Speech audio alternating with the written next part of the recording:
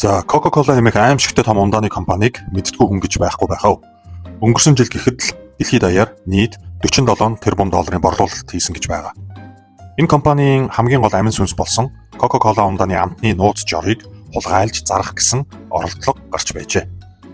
2006 онд Coca-Cola төв оффист нарийн бичиг хийдэг байсан 41 настай Joya Williams гэх эмэгтэй өөрийнхөө нууц файлууд руу нэвтрэх эрхээ буруугаар ашиглан кола ундааны нууц жорыг бас бус шинээр гаргах гэж байгаа ундааны жоруудтай хамт хулгайлан өөрийнхөө компанийн олон жилийн хамгийн том өрсөлдөгч PepsiCo компанид 1.5 сая доллараар зархаар оролцсон байна.